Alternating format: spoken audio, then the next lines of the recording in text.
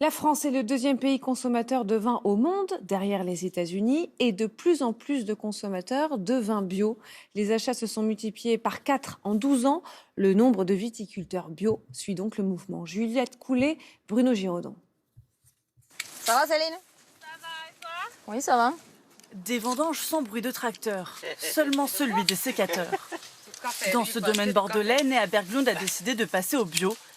Elle a repris l'exploitation familiale et désormais aucun pesticide dans ses vignes. Moi, je suis de cette génération de consommateurs que j'ai consommé du bio depuis que je suis tout petit. C'est pas un choix en fait, pour moi c'est naturel. La Finlandaise vendange ici depuis sa naissance. Voilà 3 ans qu'elle a converti son vignoble au bio. Comme elle, ils sont de plus en plus nombreux à s'y mettre. En 10 ans, les surfaces cultivées en bio ont presque triplé, de 50 000 hectares en 2010 à 137 000 l'année dernière.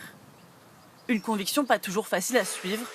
En 2020, Néa Berglund a perdu presque la moitié de sa production à cause du mildiou, une maladie qui s'ajoute à tous les aléas climatiques. Il y a du gel, du grêle, les problèmes, les maladies, on a plein de problèmes quand on est vigneron. Après, le bio, je trouve pas que c'est un sacrifice, au contraire. Néa Berglund sait que son choix va payer. Son vin aura le label bio en mars prochain.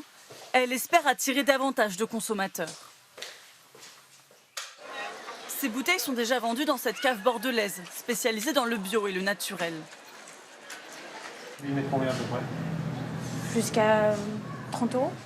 Ici, les clients sont convaincus. J'ai été amenée à goûter et c'était pas mauvais. Et c'est aussi bon, donc autant partir sur du bio. Ils commencent tous à se mettre au bio, donc ça peut être sympa de tester. J'ai été amenée à goûter et c'était pas mauvais. Et c'est aussi bon, donc autant partir sur du bio. Ils commencent tous à se mettre au bio, donc ça peut être sympa de tester. Et je pense que c'est pour notre écologie, c'est vraiment mieux. De toutes les bouteilles de ce mur, seulement des vins bio ou en conversion. Ce caviste a vu son chiffre d'affaires doubler en 10 ans.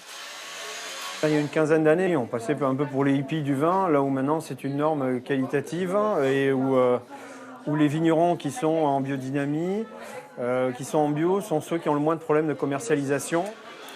Depuis 2010, le marché du vin bio a été multiplié par 4, jusqu'à frôler l'année dernière 1 milliard d'euros de chiffre d'affaires. Le vin bio à boire avec modération, bien sûr.